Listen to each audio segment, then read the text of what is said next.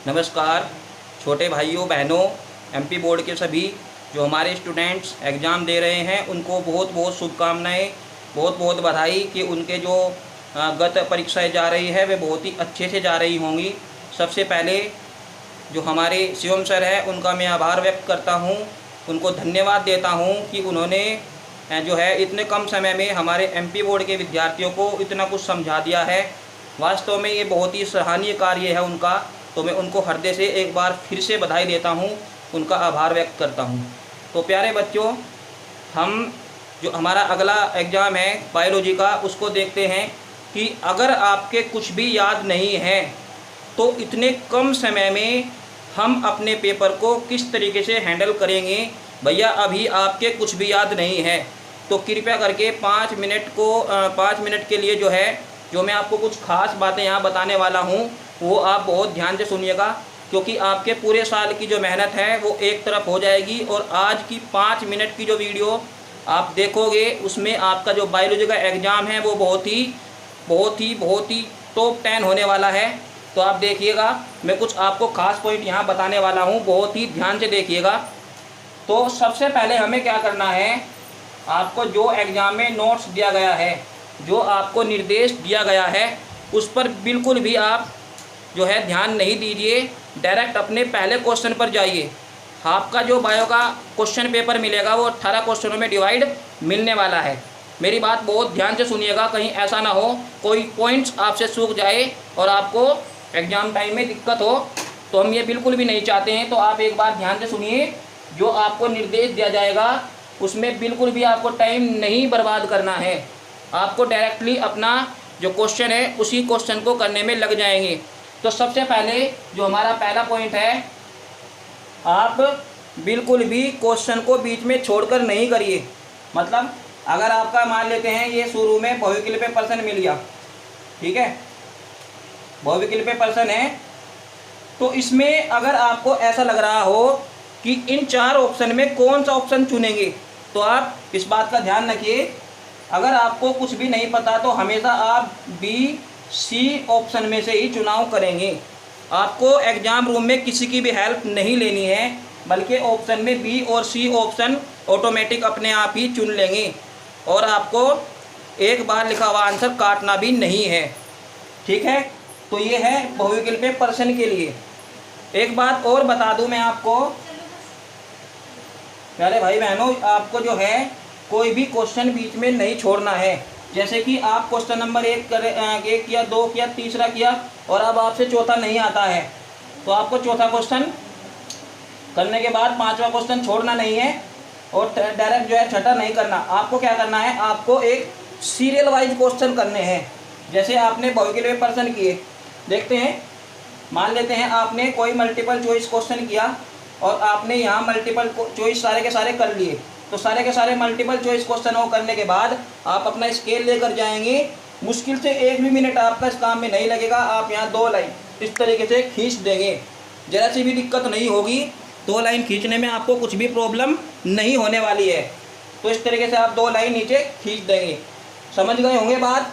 तो चलिए question number 2 पे देखते हैं। इसी तरीके से आपके जो फिलअप क्वेश्चन मिलेंगे उसमें भी आपको ये फॉर्मूला, लाइन वाला फॉर्मूला भैया अपनाना है और आपको एक गलती नहीं करनी। अगर बहुविकल्पीय प्रश्न 1 2 3 4 5 6 7 इस तरीके से करते जा रहे हो तो क्वेश्चन आपको एग्जाम में नहीं छोड़ना है। ये बात मेरी आप नोट कर लीजिए दिमाग में, कोई भी क्वेश्चन आपको नहीं छोड़ना है, ठीक है। निगेटिव मार्किंग नहीं होता है तो आपको कोई क्वेश्चन नहीं छोड़ना। इसके बाद बात करता हूँ मैं जो आपके शॉर्ट क्वेश्चन होते हैं, छोटे क्वेश्चन होते हैं। छोटे क्वेश्चनों में हम क्या गलतियां करते हैं, जैसे कि मान लेते हैं कि यहाँ आपको डीएनए के कार्य दे दिए भैया, डीएनए के कार्य। अब ये क्वेश्चन आप समझ पा रहे होंगे, ये क्वेश्चन मुश्किल से 1 या 2 मार्क का है, ठीक है, डीएनए के कार्य। अब आप इसमें क्या करोगे, अब आप इसमें ज़्यादा से ज़्यादा लिखने की कोशिश करोगे, तो भैया आपको ऐसा नहीं करना है। आप इसमें बहुत ही शॉर्ट लेंगे। एक बात और ध्यान रखिएगा, जो बात आपसे एग्ज़ाम में पूछी गई है हो सकता है वो आपसे ना आती हो, तो आप लोग क्या करेंगे, उसमें आप जो भी आपकी हेडिंग होगी उसी के ऊपर जो भी आप बात जानते होंगे उसका मतलब समझकर अपने आप भी पोस्ट साफ सुथरा लिखोगे।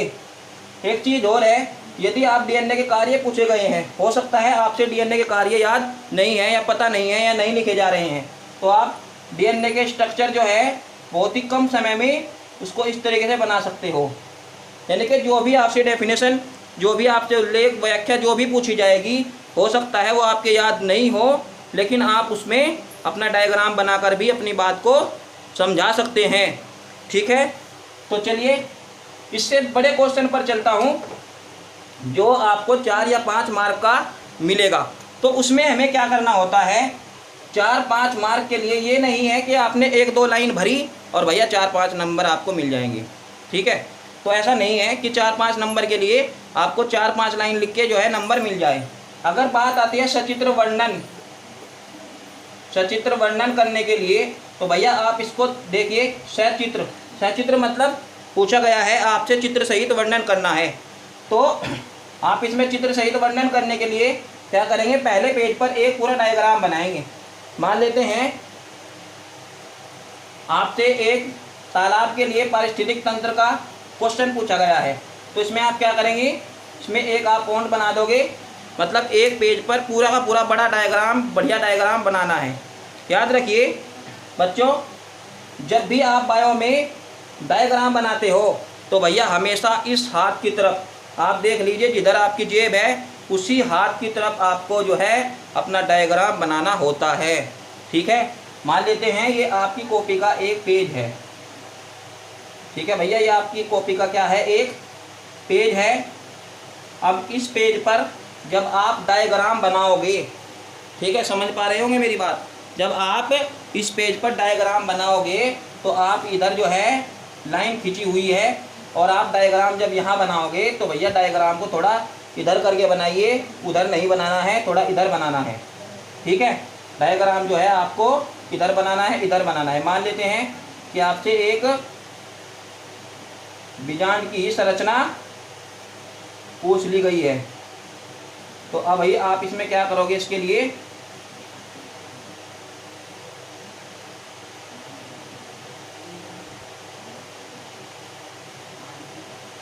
डायग्राम को आप यहाँ बनाएंगे, और जो भी आप इसके नाम लिखोगे वो आप इस साइड में लिखोगे। समझ पा रहे हो दोस्तों ये बात? ठीक है, नाम किस साइड में लिखना है, जिधर भैया आपका जेब वाला हाथ है। ठीक है, जिस हाथ से आप लिखते हो उस तरफ आपको नाम नहीं लिखने हैं, नाम केवल आप हमेशा इसी साइड में ही लिखोगे। ध्यान रखना, मेरी बात भूलना नहीं है बिल्कुल भी, एग्जाम रूम में आप मेरी बात मत भूलिएगा, हमेशा डायग्राम इसी साइड में बनाइए। ठीक है, मान लेते हैं आपको कोई गमले वाला पौधा ही बनाना पड़ गया भाई, एग्जाम्पल के लिए मैं आपको बता दूं। ठीक है दोस्तों, कई बार ऐसा होता है कि प्रकाश संश्लेषण वाला क्वेश्चन आ गया, उससे जुड़ा हुआ आपको कोई वर्णन याद नहीं है, तो आप भैया सिंपल सी बात है, आप एक गमले में लगा हुआ पौधा बना सकते हो, इधर सूरज बना सकते हो इस तरीके से, और क्या कर सकते हो, इधर नाम लिख सकते हो।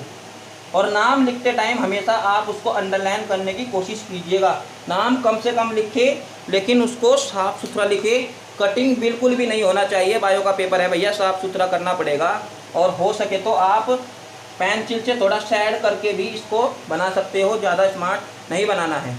तो ये इस तरीके से आप डायग्राम बनाना है, डायग्राम के वजह से ही आपको बायो में मार्क्स मिलते हैं। नोट कर लीजिए मेरी बात को, अगर आप बायो के एग्ज़ाम में डायग्राम ज़्यादा से ज़्यादा बनाते हो तो भैया आपके मार्क्स पूरे हैं। ये नोट करने वाली बात है, डायग्राम की वजह से ही बायो में आपको मार्क्स अधिकतम मिलते हैं, ज़्यादा से ज़्यादा मार्क्स मिलते हैं। ठीक है, दूसरा क्या है, ध्यान देने वाली बात, आपको कोई भी क्वेश्चन बीच में छोड़ कर नहीं करना। स्टूडेंट्स लोग क्या करते हैं भैया, हम भी एग्ज़ाम की कॉपियाँ जो है चेक करते हैं बोर्ड्स की, तो बच्चे ने क्या किया, क्वेश्चन नंबर 5 को शुरू में कर दिया। ठीक है, वो 5 मार्क का था, फिर क्या किया, फिर दूसरा कर दिया, वो 2 मार्क का था। तो अब कॉपी चेक करते टाइम क्या हो सकती है, गड़बड़ हो सकती है।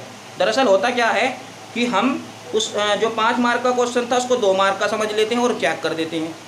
तो अभी आपको नोट करने वाली बात यह है कि आपको क्वेश्चनों को सीरियल वाइज करने हैं। पहले क्वेश्चन से शुरू कीजिए और लास्ट तक करते जाइए। किसी की भी हेल्प नहीं लेनी है एग्ज़ाम रूम में। आप ये समझिए, आप ही इस पेपर के क्या हो, एक तरीके से जनक हो, फादर हो, आपको ही अपने आप हैंडल करना है। पूरा भरोसा है भैया, आपका एक भी मार्क नहीं कटेगा, आपको कोई भी ऑप्शन चेंज नहीं करना है। जो एक बार क्लिक कर दिया, कटिंग नहीं करनी है भैया। और 2 लाइनों का जो रोल बताया है मैंने खींचने वाला, ये भी आपको खींचना है, इसमें भी कंजूसी नहीं करनी है। ये लाइन खींचने में आपको मुश्किल से 1-2 मिनट लग सकती है, हालांकि टाइम नहीं लगता भाई। अपना स्केल उठाओ, 2 लाइन फटाफट से खींच दो। इससे क्या होता है, क्वेश्चन का पता चल जाता है। पर्सन लिखा, मान लो 5वां क्वेश्चन लिखा आपने यहाँ पे हैं, तो 5वां क्वेश्चन आपने सोल्व कर दिया यहाँ से 6ठा, तो आप इसके लिए क्या कर दोगे, 2 लाइन यहाँ खींच दीजिएगा। गारंटी है आपका एक भी मार्क नहीं कटेगा। तो चलिए, इसी से जुड़ी हुई, एग्ज़ाम से जुड़ी हुई अगर कुछ खास पॉइंट्स आपके समझ में नहीं आते हैं तो मैं आपको वो भी प्रोवाइड कराऊंगा। नमस्कार, जय हिंद, जय भारत और शुभकामनाएं। आपका एग्ज़ाम बहुत ही अच्छा जाएगा। धन्यवाद।